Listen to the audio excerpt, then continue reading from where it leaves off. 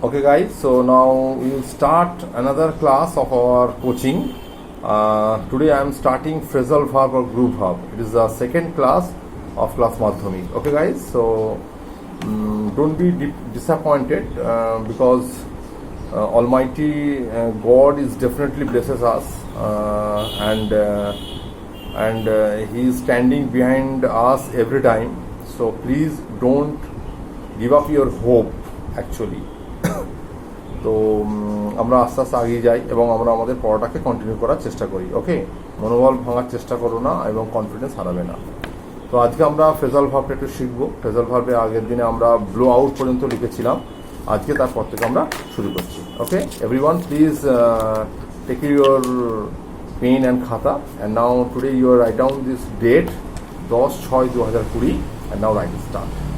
Heading করো, heading means B দিয়ে আমরা আবার লিখবো আজকে। নেক্সট পয়েন্ট হবে বি এর ব্রেক অ্যাওয়ে। কি লিখবো আমরা? Break away, AWAY।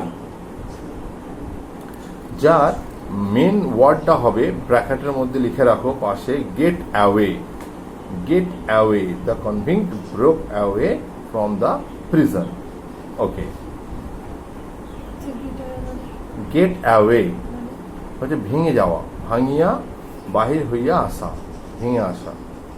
ওকে হ্যাঁ, বাংলাটাও লিখে রাখো, তাহলে তোমাদের বুঝতে সুবিধা হবে, তাহলে আরও মানেটা খুব সহজ হয়ে যাবে। ওকে, নেক্সট লেখো ব্রেক ডাউন। নেক্সট লিখবে ব্রেক ডাউন। ব্রেক ডাউনের মেন যে ওয়ার্ডটা লেখো ডিক্লাইন, DECLINE, DECLINE, ডিক্লাইন মানে সেম দুর্বল হয়ে যাওয়া বা ভেঙে পড়া। ওকে, নেক্সট লেখো ব্রেক ইন। নেক্সট লিখবে ব্রেক ইন। ব্রেকটা সবসময় লেখার দরকার নেই, তুমি ডট ডট দিয়েও যেতে পারো, শুধু প্রিপজিশনগুলোকে তোমরা চেঞ্জ করবে। Break in. ব্রেক ইনের মেন ওয়ার্ডটা লিখে রাখো interrupt. Interrupt, INTERRUPT,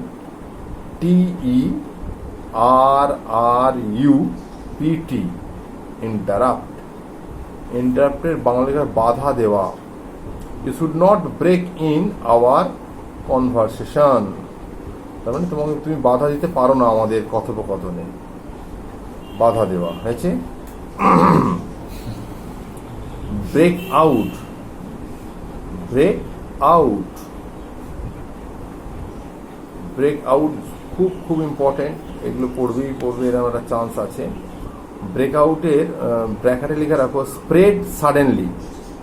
spread, SPREAD, spread suddenly, SUDDENLY, হঠাৎ ছড়িয়ে পড়া। স্প্রেড, SPREAD, স্প্রেড সাডেনলি, পাড়াতে হঠাৎ করে মহামারী ছড়িয়ে পড়েছে, কলেরা রোগ দেখা দিয়েছে, প্লেগ রোগ দেখা দিয়েছে, তাহলে এটি হঠাৎ ছড়িয়ে পড়া, break out. Cholera broke out in the village.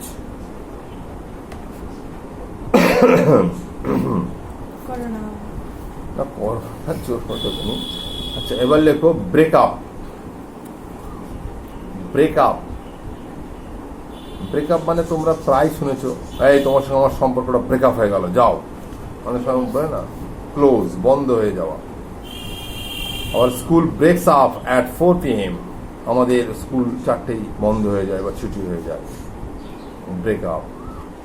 তারপর লেখো ব্রেক উইথ। তারপর লিখবে ব্রেক উইথ। ব্রেক উইথ মানে হচ্ছে কোয়ারল, QURREL, QURREL, কোয়ারল মানে ঝগড়া করা। তাহলে দেখো কোয়ারেল করতে তোমরা QURREL, QUA, সরি একটা ইয়ে হবে, QUARREL, কোয়ারেল। তোমরা কোয়ারেলিং করছে, এখন তুমি এইটা ইউজ করো, ব্রেকিং উইথ। অনেকে বুঝতে পারবে না, অনেকে বলে হ্যাঁ ভেঙে দিচ্ছে, কি বলছে, ব্রেক মানে তোমার ভাঙা, কিন্তু ফ্রেজাল ভার্বটা তো সবাই ইউজ করতে পারে না যতক্ষণ এটা মুখস্থ করছে। আচ্ছা ফ্রেজাল ভার্বটা যখন সেন্টেন্স করা হয় সেগুলো নর্মাল সেন্টেন্স, মানে কি বলো, যেমন কোয়ারেলকে তুলে দিয়ে মানে একই সেন্টেন্সের মধ্যে ওটা পুট করে দিলে শব্দ শুনতে কেমন লাগে, ওটা আবার ফ্রেজাল ভার্বের অনুযায়ী শব্দকে তো নতুনভাবে সাজাতে হবে। শব্দ নয়, মানে ওই বাক্যটা না, বাক্যটা ওরকমই থাকে, শুধু ওই ভার্বের জায়গাটা চেঞ্জ করতে হয়। শুনতে কেমন একটা লাগে না, যেমন আমি তখন ট্রাই করছিলাম কি বিচ্ছি লাগছিল শুনতে, যেমন মানে কথাটা বুঝতে এখানে পারলাম। হয় he has কোয়ারেলড his friend, he has কোয়ারেলড his friend, তার বন্ধু সাথে ঝগড়া করছে। এখন এটাকে ব্রেক উইথ করতে হবে, তাহলে ব্রেক ব্রোক ব্রোকেন, তো এটা ব্রোক করতে হবে, তাহলে he has broken with his friend. কোনটা ভালো লাগে শুনতে? মানে ওটা ভালো লাগছে কিন্তু সেন্টেন্সের সময় অনেক সময় কেমন একটা লাগছে কিছু জায়গায়। সেটা তো বললে হবে না, ফ্রেজাল ভাবটা ইউজ করতেই হবে। তবে ফ্রেজাল ভাব ইউজ করাটা খুব টাফ ব্যাপার। যে সমস্ত আমরা ইংরেজি লিখি, আমরা যে সমস্ত চিঠি লিখি, প্যারাগ্রাফ লিখি, আমরা ম্যাক্সিমাম কিন্তু ওয়ার্ডগুলোই লিখি, ফ্রেজাল ভাব আমরা ইউজ করি না। আর ফ্রেজাল ভাবে তো মানে চেঞ্জ হয়ে যাবে। স্যার ফ্রেজাল ভার্ব কোনগুলো, এইগুলো না এইগুলো? দুটো মিলিয়ে এটা ওয়ার্ড, মেন ওয়ার্ড। যেমন কোয়ারেলটা হচ্ছে মেন ওয়ার্ড, ওটা ইংরেজিতে থাকবেই, কিন্তু ব্রেক উইথটা হচ্ছে গ্রুপ ভার্ব বা ফ্রেজাল ভার্ব। ও আচ্ছা। ভার্বের সঙ্গে প্রিপজিশন যোগ করে অর্থটাকে একই জায়গায় নিয়ে আসে। সেটা ফেজ মানেই তো বাক্য, মানে কি বলে ক্লজের অংশ। ক্লজের অংশ। ওকে, নেক্সট আমরা এবার হেডিং করব ব্রিং। ব্রিং ব্রিং মানে আনা, আমরা সবাই জানি। Bring, দেখো, bring down,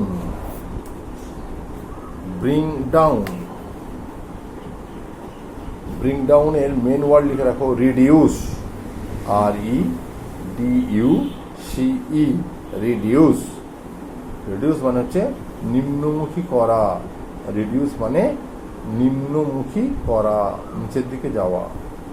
the god harvest brought down the price of rice.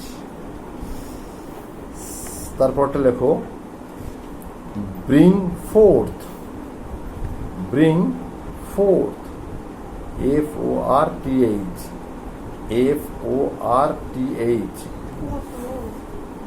Fourth. Minimum দেখো 50টা তো বসে করতেই হয়, বলো 50টা না আচ্ছা, শুধু বিতে? না না, টোটালটা এখন কতগুলো হয়ে যায়? ম্যাক্সিমাম 10-12টা হবে। আচ্ছা বি দিয়ে কতগুলো? ওই তো বললাম না, মেন কয়েকটার উপর একটু বেশি শিখতে হবে। 17টা হয়ে গেছে। 17টা হয়ে গেছে, 3-17 তুমি দেখবে 50টা হবে না, শেষ হয়ে যাবে। Okay, so guys, bring forth, produce. কি লিখবে? প্রডিউস, PRODUCE, উৎপাদন করা। প্রডিউস মানে হচ্ছে উৎপাদন করা। Bring of, BRING, bring OFF, bring of. Bring of মানে কি হবে? দেখো, রেস্কিউ,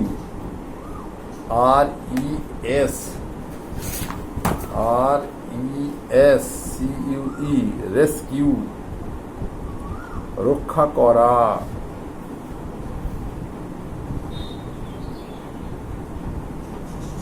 তারপর দেখো ব্রিং আউট, ব্রিং আউট মানে খুব সহজ এটা, ব্রিং আউট মানে পাবলিশ, প্রকাশ করা।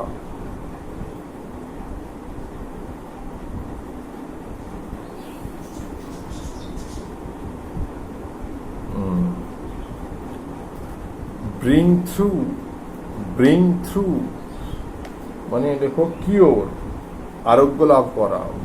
ব্রিং থ্রু, আরোগ্য লাভ করা, কিওর। আর হচ্ছে ব্রিং আপ। ব্রিং আপটা প্রায় তোমরা শুনবে আবার। ব্রিং আপ মানে হচ্ছে প্রতিপালন করা, rear, REAR, bring up phrasal verb. ওর মেন ওয়ার্ডটা হবে রিয়ার, REAR, বাংলাটা হবে প্রতিপালন করা।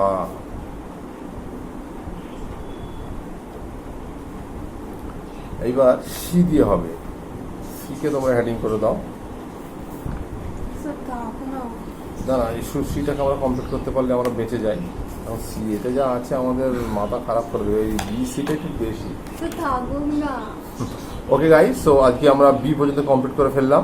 এরপরের ক্লাসে আমরা সি নিয়ে স্টার্ট করবো। ওকে, থ্যাংক ইউ ভেরি মাচ। ভালো থাকবে, সুস্থ থাকবে এবং আমাদের সাথে থাকবে।